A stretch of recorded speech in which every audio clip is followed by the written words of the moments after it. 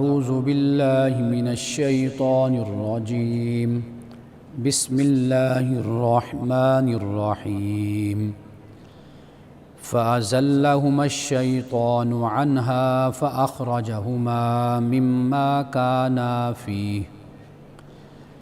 وقلنا اهبطوا بعضكم لبعض عدو وَلَكُمْ فِي الْأَرْضِ مُسْتَقَرٌّ وَمَتَاعٌ إِلَى حِينٍ فَتَلَقَّى آدَمُ مِنْ رَبِّهِ كَلِمَاتٍ فَتَابَ عَلَيْهِ إِنَّهُ هُوَ التَّوَّابُ الرَّحِيمُ قُلْنَا اهْبِطُوا مِنْهَا جَمِيعًا فَإِمَّا يَأْتِيَنَّكُم مِّنِّي هُدًى فَمَن تَبِعَ هُدَايَ فَلَا خَوْفٌ عَلَيْهِمْ وَلَا هُمْ يَحْزَنُونَ وَالَّذِينَ كَفَرُوا وَكَذَّبُوا بِآيَاتِنَا أُولَئِكَ أَصْحَابُ النَّارِ هُمْ فِيهَا خَالِدُونَ۔ تو شیطان نے ان کو وہاں سے اس جگہ سے پھسلا دیا تو وہ ان کے نکلوانے کا باعث بنا، اس مقام سے یا اس حالت سے جس میں وہ تھے، اور ہم نے کہا اتر جاؤ، تم ایک دوسرے کے دشمن ہوگے اور تمہارے لیے زمین میں ایک وقت تک ٹھہرنا اور فائدہ اٹھانا ہے۔ تو آدم نے اپنے رب سے کلمات سیکھے، اللہ نے اس پر رحمت سے توجہ کی، بے شک وہ بہت زیادہ توبہ قبول کرنے والا، رحم کرنے والا ہے۔ ہم نے کہا کہ تم سب کے سب یہاں سے اتر جاؤ، تو اگر تمہارے پاس میری طرف سے ہدایت آئے تو جس نے میری ہدایت کی پیروی کی تو ان پر نہ کوئی خوف ہوگا اور نہ وہ غمگین ہوں گے، اور وہ لوگ جنہوں نے کفر کیا اور ہماری نشانیوں کو جھٹلایا یہی لوگ آگ والے ہیں، وہ اس میں ہمیشہ رہیں گے۔ پروگرام الکلام میں آپ تمام دیکھنے والوں کو خوش آمدید۔ کل میں نے جہاں اپنی بات کا اختتام کیا تھا وہ بات یہ تھی کہ اللہ سبحانہ وتعالیٰ نے آدم و حوا کو جنت میں بھیجا اور یہ کہا کہ یہاں پہ تم رہو اور کھاؤ پیو اور فراغت کے ساتھ یہاں تمہارا قیام ہے۔ اب سوال یہ پیدا ہوتا ہے کہ جو یہ جنت ہے یہ کہاں پر موجود تھی؟ اس کے بارے میں علماء نے 3 باتیں بیان کی ہیں۔ ایک بات یہ ہے کہ یہ جنت سماوی ہے، یعنی اللہ سبحانہ وتعالیٰ نے اس جنت کو جہاں آسمان ہیں یعنی بلندی پر اس جنت کو وہاں قائم کیا، تخلیق کیا اور آدم و حوا کو اس جنت میں بھیجا۔ دوسری بات جو ہمیں علماء سے اور مفسرین کرام سے ملتی ہے وہ بات ہے کہ یہ جنت ارضی ہے، یعنی زمین پر ہی یہ جنت قائم کی گئی اور جس میں آدم و حوا کو بھیجا گیا۔ اور تیسری بات وہ یہ ہے کہ جنت برزخی، یعنی جس طرح برزخ ہے یہ ایسے ہی اللہ سبحانہ وتعالیٰ نے یہ جنت قائم کی، یعنی یہ غیبی عالم کی جنت تھی کہ جہاں پہ اللہ سبحانہ وتعالیٰ نے آدم و حوا کو وہاں پہ رکھا۔ لیکن قرآن مجید نے اس کی کوئی بھی وضاحت نہیں کی، کوئی متعین مقام ہمیں اس حوالے سے نہیں بتایا۔ یہ علماء کے اپنی تحقیق ہے اور جس طرف ان کی تحقیق ان کو لے کر گئی، دلائل انہوں نے جمع کیے، اس دلائل کی روشنی میں انہوں نے یہ بات کہہ دی کہ کسی نے کہا کہ یہ جنت سماوی تھی، کسی نے کہا کہ یہ جنت ارضی تھی، تو کسی نے کہا کہ یہ جنت برزخی تھی۔ لیکن آپ یہ دیکھیے کہ قرآن مجید ایسے موضوعات کو بیان نہیں کرتا، یعنی کسی ایسے مقام کو یا ایسے کسی مسئلے کو اس کو زیر بحث نہیں لاتا، لیکن اصل جو مقصد ہوتا ہے وہ بنیادی طور پر ہمیں سمجھنا چاہیے،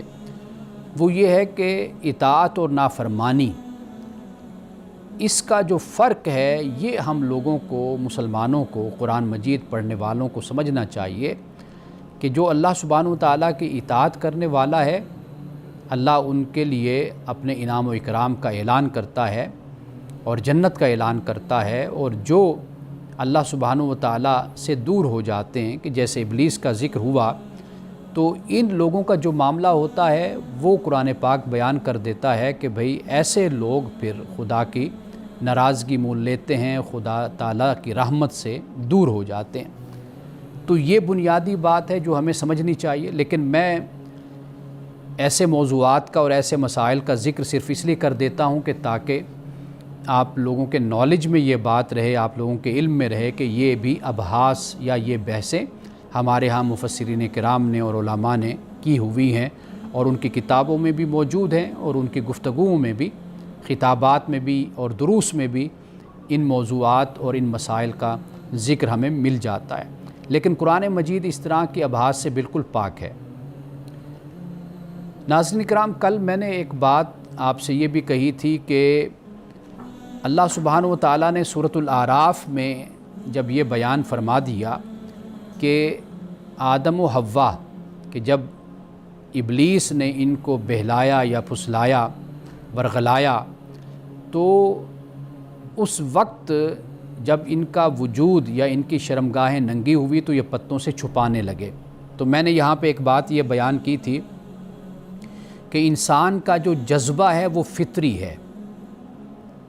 اور یہ بھی میں نے بات کو بیان کیا تھا کہ شیطان کا سب سے جو بڑا حملہ تھا وہ یہی تھا، یعنی انسان کی شرمگاہ کو، یعنی انسان کے اندر جو اللہ نے فطری طور پر حیا اور شرم رکھی ہے اس کو اتار دیا جائے۔ آپ دیکھتے ہیں کہ آج بھی یہی حملے انسان پر، انسانی معاشرے پر ہوتے رہتے ہیں، کہ جس میں کوشش اسی بات کی ہوتی ہے کہ انسان کو بے لباس کر دیا جائے، انسان کو عریاں کر دیا جائے، انسان کو ننگا کر دیا جائے۔ اب آپ یہ بھی سورۃ الاعراف کی جن آیات کا کل میں نے مطالعہ کیا اور تلاوت میں نے کی تھی، تو ان میں چند اہم نکات ہیں، میں چاہتا ہوں کہ وہ ضرور آج اس موقع پر میں آپ کے سامنے رکھ دوں، کہ تاکہ آپ کو اندازہ ہو کہ جو آدم و حوا اور آدم و ابلیس کی جو کہانی ہے، جو واقعہ ہے جس کو قرآن بیان کرتا ہے، وہ اس کو ایسے نہیں بیان کرتا، اس میں ہمارے لیے بڑے اسباق ہیں۔ قرآن مجید ان داستانوں کو اس لیے نہیں بیان کرتا کہ ہم سنتے سنتے سو جائیں، بلکہ قرآن مجید ہمیں جگانے کے لیے ان داستانوں کو اور ان واقعات کو بیان کرتا ہے۔ اور اب آپ اس واقعے سے یہ بھی دیکھیے کہ ابلیس نے آدم و حوا کو ورغلایا اور یہ کہا کہ بھئی اللہ سبحانہ و تعالیٰ تمہیں اس لیے اس درخت کے پاس جانے سے منع کرتا ہے کہ تم کہیں فرشتے نہ بن جاؤ اور تمہیں ہمیشہ کی زندگی نہ مل جائے۔ تو اب یہاں سے یہ بھی معلوم ہوتا ہے کہ انسان کو جب بھی دعوت دی جاتی ہے، یعنی علل اعلان گناہ کی طرف نہیں بلایا جاتا۔ اگر انسان کو علل اعلان کھلی طور پر دعوت دی جائے تو وہ کبھی بھی اس دعوت کو قبول نہیں کرتا۔ ہمیشہ جو برائی کی اور بدی کی دعوت ہوتی ہے وہ دینے والا خیر خواہ بن کر بھی دیتا ہے اور فریب دے کر دعوت دیتا ہے، یعنی اسی چیز کو جو برائی ہے، برا کام ہے، اسی کو خوبی بنا کر اور اچھا بنا کر پیش کر دیتا ہے کہ بھئی یہ بہت اچھا کام ہے، آپ اس کو کریں۔ اور جو دعوت دینے والا ہوتا ہے وہ ویل وشر بن کر اور اپنے آپ کو ایک خیر خواہ بنا کر پیش کرتا ہے اور پھر اس پر دوسروں کو گمراہ کرتا ہے۔ یہاں سے یہ بھی معلوم ہوتا ہے کہ یہ جو حیات جاوداں ہے، ہمیشہ کی زندگی کے انسان یہ چاہتا ہے کہ میں ہمیشہ رہوں، ہمیشہ میں زندہ رہوں، یہ بھی انسان کی خواہش ہے۔ اچھا، پھر جو سب سے اہم بات ہمیں آدم و ابلیس کے اس واقعے سے معلوم ہوتی ہے وہ بات یہ ہے کہ آپ دیکھیے کہ قرآن مجید سے پہلی کتابیں جب ہم دیکھتے ہیں تو اس میں حضرت حوا کو بلیم دیا جاتا ہے کہ حوا کے ساتھ آ کر ابلیس نے بات کی یا حوا کو بہکایا یا پھسلایا یا اس کو دھوکہ دیا، گمراہ کیا، پھر حوا نے آدم کو گمراہ کیا۔ لیکن قرآن مجید نے یہ بتایا کہ دونوں اس کے ذمہ دار ہیں، یعنی یہ غلطی صرف حوا کی نہیں ہے کہ ایک عورت کو، ایک خاتون کو نشانہ بنایا جائے اور یہ کہا جائے کہ جو عورتیں ہیں در حقیقت یہ برائی کی جڑ ہوتی ہیں، شر کی جڑ ہوتی ہیں۔ قرآن پاک نے اس تصور کو بالکل ختم کر دیا اور قرآن نے کہا کہ ایسا نہیں، بلکہ دونوں کا ذکر کیا۔ یعنی آپ اس مقام پر بھی دیکھیے، فرمایا وَكُلَا مِنْهَا رَغَدًا، دونوں نے کھایا پھل۔ اللہ نے فرمایا دونوں کو بھئی تم یہاں تم بافراغت تم رہو، تم کھاؤ اور پیو، لیکن آگے فرمایا فَأَزَلَّهُمَا الشَّيْطَانُ، ان دونوں کو شیطان نے پھسلایا اور گمراہ کیا، فَأَخْرَجَهُمَا، اور ان کو دونوں کو نکالنے کا وہ باعث بنا۔ تو لہٰذا قرآن یہ بتاتا ہے کہ غلطی کا ذمہ دار صرف خاتون نہیں ہوتی، بلکہ غلطی کا ذمہ دار مرد بھی ہوتا ہے۔ تو یہاں پر یہ جو ایک تصور اور ایک عقیدہ قائم کر دیا گیا، قرآن پاک نے اس کو بالکل نگیٹ کیا ہے۔ ناظرین کرام، وقفے کے بعد دوبارہ یہیں سے اپنی گفتگو کو جاری رکھیں۔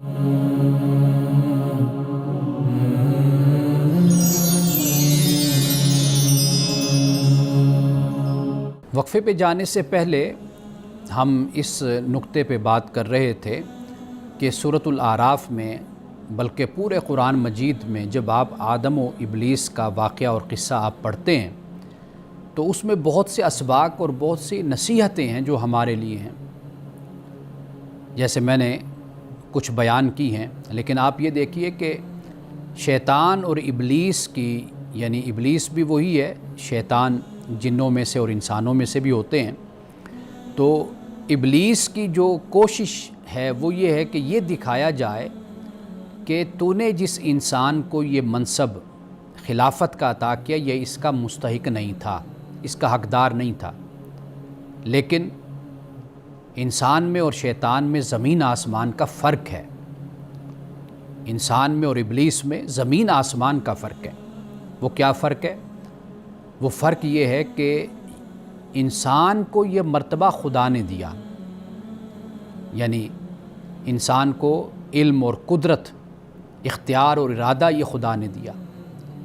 لیکن ابلیس اپنی بڑائی کا خود دعوے دار ہے۔ اس کی اب کوشش ابلیس کی یہ کہ انسان کو اس مرتبے سے نیچے گرا دیا جائے۔ لیکن آپ دیکھیے کہ آدم کی ایک خوبی یہ بھی ہے کہ اگر اس سے کوئی خطا ہو جاتی ہے، کوئی غلطی ہو جاتی ہے، لغزش ہو جاتی ہے، تو وہ واپس اپنے رب کی طرف پلٹتا ہے، لیکن ابلیس ابھی تک نہیں پلٹا۔ تو یہ فرق مد نظر رکھنا چاہیے کہ حضرت آدم سے اگر کوئی لغزش ہوئی، قرآن پاک جس کو بیان کر رہا ہے کہ بھئی اس میں ان کا کوئی ارادہ تو نہیں تھا، تو آدم سے اگر کوئی لغزش ہوئی تو وہ فوراً اللہ سبحانہ و تعالیٰ کی طرف پلٹے، اللہ کی طرف آئے، اللہ سے کلمات سیکھے۔ اور ابلیس کے تکبر کا اور اس کے کبر کا اور اس کی بڑائی کا اور اس کی سرکشی کا عالم یہ ہے کہ اس نے ایک تو خود اپنے آپ کو بڑا بنایا، تکبر کا اعلان کیا کہ میں اس سے خلقتنی من نار و خلقتہ من طین، کہ تو نے مجھے آگ سے اور اس کو مٹی سے پیدا کیا ہے، تو اپنی بڑائی کا خود اعلان کیا۔ لیکن آدم کو خدا نے بڑا بنایا، اور پھر آج تک وہ اپنے اس تکبر پر قائم ہے۔ اور آدم سے غلطی خطا ہوئی تو آدم فوراً اپنے رب کے پاس آ گئے اور اللہ سے معافی مانگی۔ یہ ہے اصل میں نسل آدم اور ذریت آدم کی خوبی۔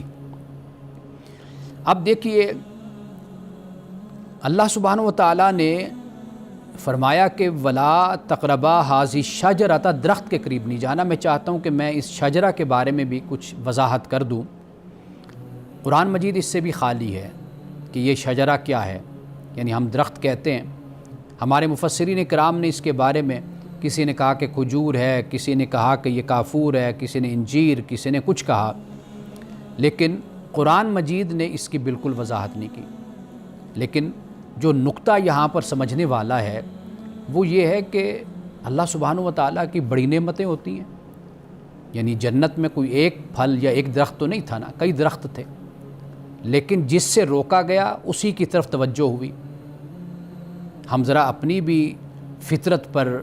ذرا توجہ کر لیں تو یہی بات آج کے انسان کے اندر بھی ہے، یعنی یہ اس کی آزمائش اور امتحان کا پہلو ہے۔ اس دنیا میں اللہ نے لاکھوں چیزوں کو اللہ سبحانہ وتعالیٰ نے حلال کر رکھا ہے، چند چیزیں جو حرام ہیں، باقی سب کچھ حلال ہے۔ لیکن آپ دیکھیے کہ انسان کی کشش کس طرف ہوتی ہے؟ حرام کی طرف ہوتی ہے۔ یہ انسان کی فطرت ہے جس کو یہاں پر اللہ سبحانہ وتعالیٰ نے آشکارا کیا اور اس کو واضح کیا۔ ہمارے ہاں بھی جو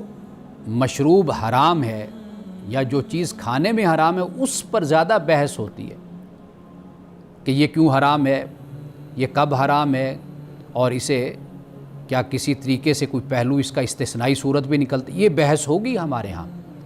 لیکن اللہ سبحانہ وتعالیٰ نے کتنے مشروب ہیں،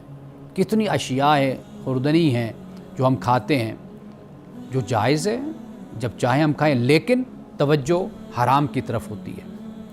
تو یہاں اسی بات کی طرف قرآن مجید نے اشارہ کر دیا اور یہ بتا دیا کہ یہ امتحان ہے انسان کا، یہ جسے اللہ نے حرام کیا اس سے بچو، باقی سب کچھ تمہارے لیے حلال ہے، تم کھاؤ پیو، جیسے یہاں پر فرمایا راغدن حیث شئتم، جہاں سے چاہو تم کھاؤ اور اپنی زندگی گزارو مزے سے۔ اب یہاں پہ میں ایک بڑی اہم بات آپ کے سامنے رکھنا چاہتا ہوں، چونکہ اسرائیلی روایات کا ہم ذکر کرتے رہتے ہیں، تو اب آپ دیکھیے کہ اس شاجرہ کے بارے میں ایک روایت جو اسرائیلی ہے وہ بیان کی جاتی ہے۔ وہب بن منبہ نے اس کو بیان کیا، حالانکہ یہ تابعی ہیں، عبادت گزار بھی ہیں، نیک ہیں، سب کچھ ہے، لیکن اسرائیلی روایات کو اسلام میں داخل کرنے والے وہب بن منبہ ہیں۔ اس سے جو بات ہمیں سمجھ آتی ہے وہ یہ ہے کہ انسان عبادت گزار بھی ہو سکتا ہے، نیک بھی ہو سکتا ہے، سب کچھ ہو سکتا ہے، لیکن خطا سے تو پاک نہیں ہو سکتا۔ انسان کی افتاد طبع ہوتی ہے، انسان کا مزاج ہوتا ہے، انسان کئی دفعہ اس کی وجہ سے خطا کر جاتا ہے، لیکن ہمارے لیے جو اصل میزان ہے، کرائیٹیریا، وہ اللہ کا کلام ہے، قرآن ہے۔ کوئی بات کوئی شخص بھی کہتا ہے، کوئی کتنا بڑا بھی عالم ہے، تو آپ اس کی بات کو قرآن کے سامنے پیش کر دیجئے، قرآن پہ پرکھ کر دیکھ لیجئے، اگر قرآن اس کی تائید و تصدیق کرتا ہے تو اس کو قبول کر لیجئے۔ اب آپ دیکھیے کہ کس طرح اسرائیلی روایات پھر ہماری تفاسیر میں آتی ہیں۔ اب یہ روایت ہے، وہب بن منبہ کہتے ہیں کہ یقول لما اسکن اللہ آدم وزوجہ الجنہ، کہ جب یہ کہتے ہیں کہ جب اللہ نے آدم اور اس کی بیوی کو جنت میں بسایا تو وَنَهَاهُ عَنِ الشَّجَرَةِ، تو اللہ سبحانہ وتعالیٰ نے پھر شجر سے ان کو منع کیا۔ وَكَانَتْ شَجَرَةٌ غُصُونُهَا مُتَشَعَّبٌ بَعْضُهَا فِي بَعْضٍ، کہ یہ وہ درخت تھا کہ جس کی شاخیں ایک دوسرے کے ساتھ الجھی ہوئی تھیں، پھنسی ہوئی تھیں۔ وَكَانَ لَهُ ثَمَرٌ يَأْكُلُهُ الْمَلَائِكَةُ لِخُلْدِهِمْ، یہ وہ درخت تھا کہ جس سے ملائکہ ہمیشہ کی زندگی کے لیے پھل کھایا کرتے تھے۔ اس لیے ہمیشہ فرشتوں کے لیے یعنی جو ہمیشگی ہے وہ اس بنیاد پر ہے کہ بھئی وہ اس درخت سے پھل کھاتے تھے۔ وَهِيَ الثَّمَرَةُ الَّتِي بِهَا نَهَى اللَّهُ عَنْهَا آدَمَ وَزَوْجَهُ، تو اللہ تعالیٰ نے اسی درخت کے پھل کھانے سے آدم اور اس کی زوج کو منع کیا تھا۔ اب یہ دیکھ لیجیے، یہ ایک اسرائیلی روایت کتابوں کے اندر موجود ہے، لیکن اب کہا کیا جاتا ہے کہ ابن جریر کی جو بات ہے وہ بالکل فائنل اور اچھی بات ہے۔ وہ کہتے ہیں کہ لیس لہ شاہد من اللہ ولا من سنت رسول اللہ صلی اللہ علیہ وسلم، کہ ہمارے پاس اس پر کوئی گواہ نہیں ہے، نہ اللہ کی طرف سے کوئی ثبوت نہیں ہے اور نہ رسول اللہ صلی اللہ علیہ وسلم کی سنت کی طرف سے۔ تو لہٰذا شجرہ کے بارے میں کوئی اس طرح کی بحث کرنا، کوئی اس طرح کی گفتگو کرنا کہ جس میں یہ کہا جائے کہ یہ شجرہ کیا تھا، کس طرح کا تھا، یہ کس پھل کا درخت تھا اور اس کی صورت کیا تھی، یہ وہ تھا کہ جس سے ملائکہ کھاتے تھے، تو اس طرح کے ابحاث میں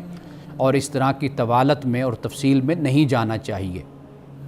اگرچہ ہمارے ہاں یہ بڑی بحثیں موجود ہیں۔ قرآن مجید نے صرف اتنی بات کہی۔ قرآن مجید قصہ گوئی کی چونکہ کتاب نہیں ہے نا، ان جزیات میں نہیں جاتی۔ قرآن کا مقصد انسان کو ہدایت دینا ہے، رہنمائی دینا ہے، اور انسان کو اللہ کے حکم کے تابع لانا ہے، اللہ کا بندہ بنانا اس کا مقصود ہے، اور اس کو یہ بتانا مقصود ہے کہ یہ زندگی عارضی ہے اور آخرت جو ہے وہ باقی ہے، تم نے وہاں پر خدا کی بارگاہ میں حاضر ہونا ہے۔ تو اس کی یاد دہانی کے لیے در حقیقت قرآن مجید کا نزول ہوا، قرآن مجید ہمارے پاس بحمد اللہ تعالی یہ کتاب موجود ہے، تو اس پر ہمیں نظر رکھنی چاہیے۔ اب دیکھیے کہ اس کے بعد یہاں ذکر ہوتا ہے حبوط کا، یعنی اللہ پاک فرماتا ہے کہ تم یہاں سے چلے جاؤ، اتر جاؤ تم، اور تم ایک دوسرے کے دشمن ہوگے۔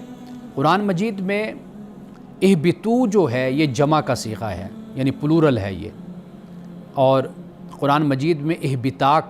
کا بھی لفظ آیا ہے، یعنی دو کے لیے، تثنیہ کے لیے۔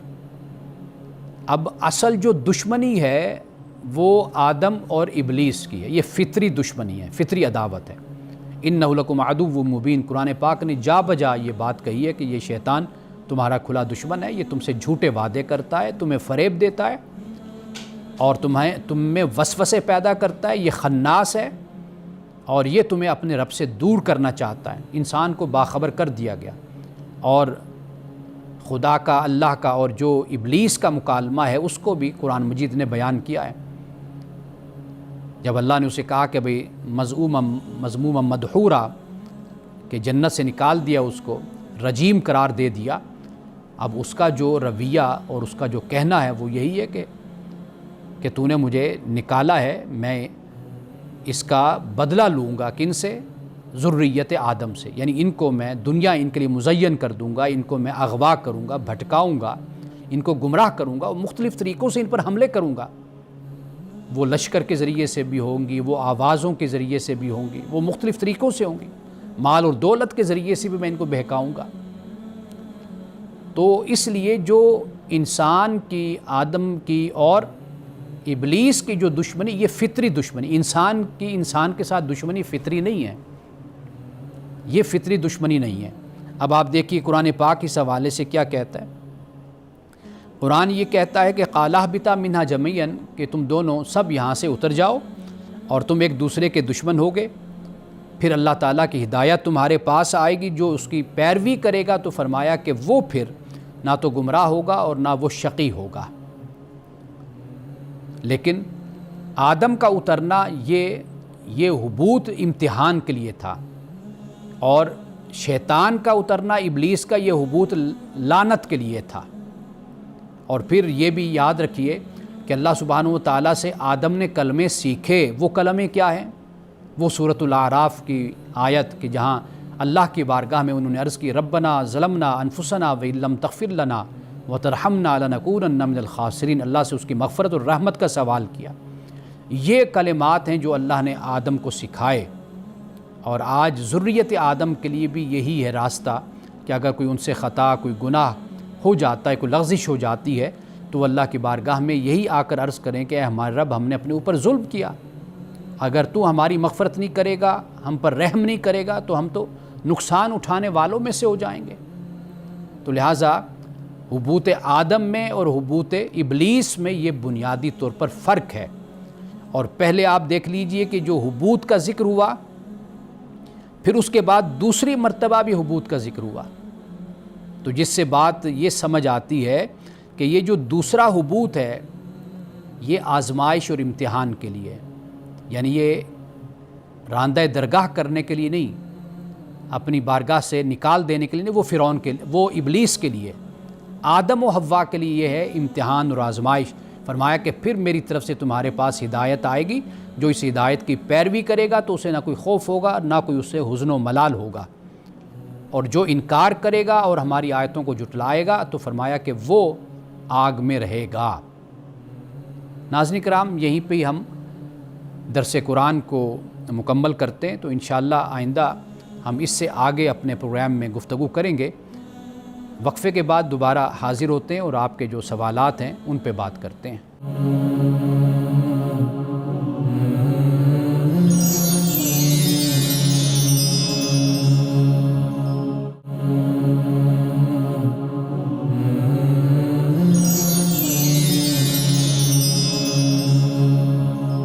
وقفے کے بعد دوبارہ آپ کی خدمت میں حاضر ہیں، اور ہماری بہن نے ایک سوال پہلے پوچھا تھا عمرے کے حوالے سے، اس کا جواب بڑی تفصیل کے ساتھ میں نے دے دیا تھا، لیکن دوبارہ انہوں نے پھر وہی اپنا سوال بھیجا ہے۔ سب سے پہلے تو ان کا شکریہ کہ وہ پروگرام دیکھتی ہیں اور پروگرام کے لیے پسندیدگی کا انہوں نے اظہار کیا ہے۔ تو لیکن میری بہن، ہم نے اس سوال پہ تفصیل سے بات کی تھی۔ وہ پروگرام ممکن ہے آن ایئر ہو گیا ہے، لیکن آپ اسے نہ دیکھ سکی ہوں کسی وجہ سے۔ تو میں ایک مرتبہ پھر اختصار کے ساتھ آپ کو میں بتا دیتا ہوں کہ اگر آپ کا محرم نہیں ہے تو آپ گروپ میں جا سکتی ہیں، یعنی وہ گروپ جس میں خواتین بھی ہوتی ہیں اور مرد حضرات بھی ہوتے ہیں، جیسے پاکستان سے سعودیہ جاتے ہیں، مختلف ملکوں سے جاتے ہیں عمرے کے لیے، تو آپ اس گروپ میں چلی جائیں گی تو آپ گناہ گار نہیں ہوں گی، اور گروپ میں جانے میں کوئی ممانعت نہیں ہے۔ میں نے یہ بھی عرض کیا تھا کہ اللہ سبحانہ و تعالیٰ کے رسول صلی اللہ علیہ وسلم نے اگر یہ فرمایا کہ بھئی محرم ساتھ ہو، تو وہ اس وجہ سے فرمایا کہ اس وقت جو حالات تھے، جو راستے تھے، وہ محفوظ نہیں تھے۔ اصل جو مقصود ہے وہ ہے کہ عورت کی عزت محفوظ ہو، اس کی جان محفوظ ہو، اس کا مال محفوظ ہو۔ آپ عمرے پہ جا رہی ہیں تو ان 3 چیزوں کی گارنٹی جہاں پر ہے تو آپ وہاں پر جا سکتی ہیں۔ اور میں نے امام شافعی کا یہ قول نقل کیا تھا، بتایا تھا کہ امام شافعی نے یہ رائے دی، یہ فتویٰ دیا کہ گروپ اگر کوئی جاتا ہے تو اس میں خاتون اکیلی اگر ہے، اس کا کوئی محرم نہیں ہے، تو وہ اس میں جا سکتی ہے۔ اور ویسے بھی میں نے بڑی تفصیل کے ساتھ یہ بات بتائی تھی کہ اس کا سبب اور اس کی وجہ جو ہے وہ یہ تھی کہ اس وقت راستے محفوظ نہیں تھے، تو اس لیے رسول اللہ صلی اللہ علیہ وسلم نے محرم کو ساتھ لے کر جانے کا فرمایا۔ اور دوسری طرف وہ احادیث بھی ہمیں روایات ملتی ہیں کہ جب رسول اللہ صلی اللہ علیہ وسلم نے یہ فرمایا کہ ایک وقت آئے گا کہ ایک عورت عراق سے سفر کرے گی اور مکہ مدینہ آئے گی تو اس کو خدا کے علاوہ کسی اور کا خوف نہیں ہوگا، وہ سونے سے لدی ہوئی بھی ہوگی، یہ بھی حدیث میں ہے، تو اس وقت سوائے خدا کے اس کو کسی کا خوف نہیں، یعنی اتنے راستے معمون اور اتنے محفوظ راستے ہو جائیں گے۔ تو لہٰذا اصل جو مقصد ہے اس کو آپ پیش نظر رکھیے۔ دنیا میں خواتین سفر کرتی رہتی ہیں، یہاں سے جہاز پہ بیٹھتی ہیں، امریکہ اتر جاتی ہیں، کئی ممالک میں وہ اسی طرح اکیلے سفر کرتی ہیں۔ اصل جو معاملہ ہے وہ جان مال عزت آبرو کا معاملہ ہے، تو اس کو آپ پیش نظر رکھیے۔ تو لہٰذا آپ عمرے میں گروپ جوائن کر کے آپ اس کے ساتھ جا سکتی ہیں۔ ایک سوال سورۃ الفاتحہ کے حوالے سے آیا ہے، اور وہ سوال یہ ہے کہ الحمد اور الشکر میں فرق کیا ہے؟ اس لیے کہ سورۃ الفاتحہ میں الحمد کو منتخب کیا گیا، یعنی الحمدللہ رب العالمین۔ حمد کا ترجمہ عام طور پر تعریف کیا گیا ہے، لیکن قرآن میں جہاں جہاں اس ترکیب کے ساتھ استعمال ہوا ہے، اسی مفہوم میں استعمال ہوا ہے جس مفہوم کو ہم شکر کے لفظ سے ادا کرتے ہیں۔ یعنی قرآن مجید جب ہم پڑھیں تو کئی مقامات پر یہ جو حمد کا لفظ ہے یہ شکر کے معنی میں استعمال ہوا ہے۔ یعنی مثال کے طور پر آپ دیکھیے وقالوا الحمدللہ الذی ہدانا لہذا، کہ تمام تعریف اللہ کے لیے، وہ کہیں گے وہ کہ جس نے ہمیں ہدایت دی، اور وآخر دعواہم ان الحمدللہ رب العالمین، کہ جنتیوں کی جو آخری پکار اور آواز ہوگی وہ یہی ہوگی کہ تمام شکر اللہ کے لیے جو رب ہے تمام جہانوں کا۔ یعنی وہ شکر کیوں ادا کریں گے؟ اس لیے کہ اللہ نے ان کو جنت میں داخلہ نصیب کیا، وہ جنت میں پہنچے۔ اور اسی طرح حضرت ابراہیم علیہ السلام کی دعا ہے الحمدللہ الذی وہب لی علی الکبر اسماعیل و اسحاق، کہ شکر ہے اللہ کا کہ جس نے مجھے بڑھاپے میں اسماعیل اور اسحاق عطا کیے۔ اگر آپ یہاں پہ یہ معنی کریں کہ تعریف اللہ کے لیے کہ جس نے، تو یہاں پر تعریف سے زیادہ جو یہاں پر لفظ جچتا ہے، جو مناسب ہے، وہ شکر کا ہے۔ تو لہٰذا قرآن مجید میں جو حمد کا لفظ بھی ہے تو وہ شکر کے ساتھ واضح ہوتا ہے، یعنی شکر وسیع ہے، اس میں دونوں چیزیں آ جاتی ہیں۔ یعنی ایک تو کمالات کا اعتراف آ جاتا ہے، دوسرا فیض جو آپ کو پہنچا اس کا اعتراف بھی شامل ہو جاتا ہے۔ یعنی ایک تعریف یہ ہوتی ہے نا کہ آپ نے خوبصورت بلڈنگ دیکھی تو آپ نے تعریف کر دی، اب اس تعریف سے آپ کو، یعنی اس بلڈنگ سے آپ کو تو کوئی فائدہ نہیں نا، یا کسی انسان کو آپ نے دیکھا وہ بڑا خوبصورت ہے تو آپ نے اس کی تعریف کر دی۔ لیکن شکر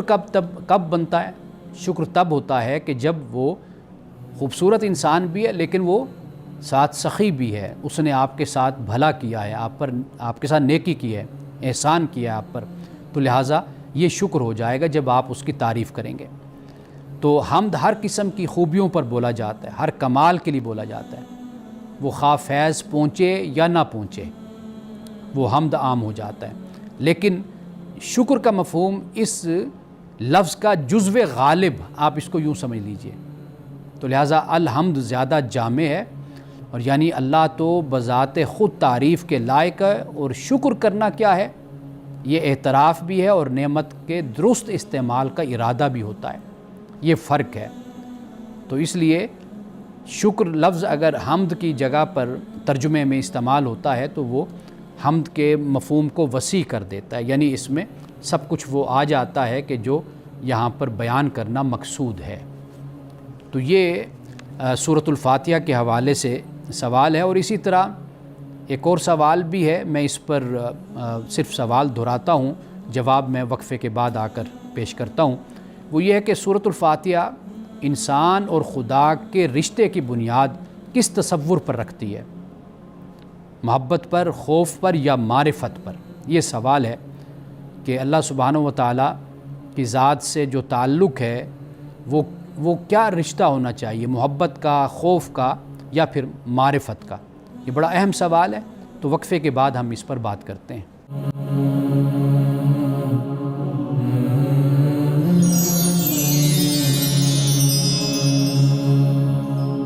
وقفے پہ جانے سے پہلے ایک سوال میں چھوڑ کر گیا تھا، اور سوال یہ ہے کہ اللہ سے ہمارا رشتہ کس بنیاد پر ہوتا ہے، کہ محبت پر، خوف پر یا معرفت پر؟ دیکھیے، اللہ سے جو ہمارا رشتہ اور تعلق ہے وہ توازن سے قائم ہوتا ہے، یعنی محبت، خوف اور معرفت، اس میں توازن ہو، یعنی صرف محبت کا پلڑا نہیں، اللہ سے خوف بھی ہونا چاہیے، یعنی نافرمانی، جس سے میں تو ہمیشہ یہ بات کہتا ہوں کہ جہاں محبت ہوتی ہے وہیں خوف بھی ہوتا ہے۔ اپنے محبوب کے ناراض ہونے کا، اس کے بچھڑنے کا ہمیشہ انسان کو خوف ہوتا ہے، تو لہٰذا محبت، خوف اور معرفت، اس میں اعتدال اور توازن پیدا کرنا چاہیے ہمیں، اور قرآن مجید کی یہ صورت اسی توازن ہی کو بیان کرتی ہے۔ اب آئیے، آخر میں ایک روایت ہے، اور میں یہ اسے نصیحت سمجھیے، چونکہ اس کا تعلق ہماری زندگیوں سے بہت گہرا ہے، اس لیے میں چاہتا ہوں کہ میں جاتے ہوئے آخر میں زیادہ وقت اس روایت پر دوں، اور میں جو سمجھانا چاہتا ہوں اور جو عرض کرنا چاہتا ہوں وہ میں آپ کے سامنے بیان کر سکوں۔ یہ حضرت سلمہ بن عبد الرحمن، غالباً یہ عبد الرحمن بن عوف کے صاحبزادے ہیں، کہتے ہیں کہ انہوں نے کہا کہ رسول اللہ صلی اللہ علیہ وسلم کے صحابہ کرام متحزقین اور متماوتین نہیں تھے۔ اب یہ لفظ کیا ہے؟ متحزقین سے مراد یعنی تکلف کرنے والے، عبادت میں خود کو بڑا ظاہر کرنے والے، جیسے کوئی مذہبی بن جاتا ہے نا تو وہ پھر بہت زیادہ عبادت اپنی ظاہر بھی کرتا ہے، تکلف میں پڑ جاتا ہے، یعنی ایک ایسا شخص جو مذہبی، آپ اس کے ساتھ وقت گزارنا آپ کا مشکل ہو جاتا ہے، وہ آپ کی ہر حرکت پر، ہر بات پر وہ اعتراض بھی کرے گا، بولے گا اور آپ کو سمجھانے کی کوشش کرے گا۔ اور دوسری بات کیا؟ متماوتین، یعنی انتہائی خاموش، اور ایسے جیسے مردہ پن ہوتا ہے نا، کہ جیسے بڑا کوئی یہ نیک بندہ ہے اور اس پر خوف بڑا طاری ہوا پڑا ہے، تو صحابہ ایسے نہیں تھے۔ اچھا، کیسے تھے؟ کہتے ہیں کہ وہ اپنی مجلسوں میں اشعار بھی پڑھا کرتے تھے، کیونکہ ہمارے ہاں مذہبی لوگوں کے بارے میں وہ اشعار نہیں پڑھتے، اور خاص طور پر جو محبت کی شاعری ہے اس کو تو بالکل ہی نہیں پڑھتے۔ حضرت حسن بصری رضی اللہ تعالیٰ عنہ مسجد میں بیٹھے ہوئے تھے، تو ایک صاحب وہاں پر آئے تو وہ شعر پڑھنے سے روک رہے تھے یا خود نہیں پڑھنا چاہ رہے تھے کہ بھئی یہ مسجد ہے۔ حضرت حسن بصری نے فرمایا ایسے لگتا ہے کہ تم عربی نہیں ہو، یعنی عجمی ہو۔ یہ خام خواہ کا جو مذہب کا ایک بخار ہوتا ہے یہ تم لوگوں کو زیادہ ہوتا ہے۔ اس پہ میں نے ایک پورا آرٹیکل، پورا مضمون میں نے اس پہ لکھا ہے، تو کہا کہ بھئی یہ تم لگتا ہے کہ تم کہیں باہر سے آئے ہو، ورنہ یہ عربی کا اور عرب کا اور صحابہ کا یہ رویہ کبھی نہیں رہا کہ بھئی مسجد میں بیٹھے ہیں تو کوئی شعر نہیں پڑھ سکتے۔ تو یہاں پہ وہ یہ بیان کرتے ہیں کہ وہ مجلسوں میں اشعار بھی پڑھا کرتے تھے اور زمانہ جاہلیت کے واقعات کا تذکرہ بھی کرتے۔ رسول اللہ صلی اللہ علیہ وسلم کی بارگاہ میں صحابہ کرام رضوان اللہ تعالی علیہم مجمعین بیٹھا کرتے تھے، رسول اللہ کو زمانہ جاہلیت کے قصے اور باتیں سناتے تھے، اور یہ بھی روایات میں آتا ہے کہ رسول اللہ کو ہنساتے تھے، یعنی جیسے مزاح پیدا کرتے ہیں وہ صحابہ کیا کرتے تھے۔ خاص طور پر جیسے فجر کی نماز پڑھ لی، اس کے بعد کوئی خواب ہے تو وہ خواب رسول اللہ کے سامنے بیان کیا، کسی نے کوئی اپنا واقعہ کوئی قصہ سنایا، تو ایک ہنسی مذاق کا جو ماحول ہے وہ یہ بھی دلوں کو زندہ کرتا ہے، یعنی انسان میں بشاشت اور فریشنس انسان میں لاتا ہے۔ زیادتی کسی چیز کی بھی نہیں ہونی چاہیے اور تہذیب سے باہر بھی نہیں کچھ ہونا چاہیے۔ تو یہاں پہ یہ بیان فرماتے ہیں، لیکن جب ان سے اللہ کے دین کے خلاف بات کہی جاتی تو ان کی آنکھوں کے ڈھیلے گھومنے لگتے، گویا کہ وہ مجنون ہیں۔ یعنی اللہ کے دین کے معاملے میں وہ بڑے حساس ہوا کرتے تھے، یعنی ایسا کہ جیسے کفار کا مشرکین کا رویہ ہوتا تھا دین کے خلاف، تو اس پر وہ بڑے حساس اور بڑے سینسٹیو ہو کر وہ بات کرتے تھے۔ اور پھر یہ جو الفاظ ہیں اس کا مطلب یہ کہ ان کے جھوٹ یا تظاہر سے پاک خلوص ایمان کا مظہر ہوتا تھا، یعنی ان میں ایک ایسا نہیں تھا کہ بھئی وہ کوئی کمزوری ہو، اندر اور باہر سے وہ ایک جیسے تھے۔ جہاں پر کوئی کمزوری ان کو نظر آتی تو لوگوں کو، یعنی اللہ کے دین جسے ہم کہتے ہیں نا شاعر اللہ کے احکام فرائض، وہاں پر وہ اس کے پابند، بڑے سخت پابند ہوا کرتے تھے۔ حلال اور حرام پر وہ بڑی سختی کرتے تھے۔ جیسے حضرت عبداللہ ابن عمر نے یہ فرمایا کہ بھئی وہ صحابہ ایک دوسرے کے ساتھ ہنستے تھے، مذاق کرتے تھے، لیکن ایمان ان کے دلوں میں پہاڑوں سے بھی زیادہ مضبوط تھا۔ یہ جو کیفیت ہے یہ صحابہ کی، یعنی مجلس میں،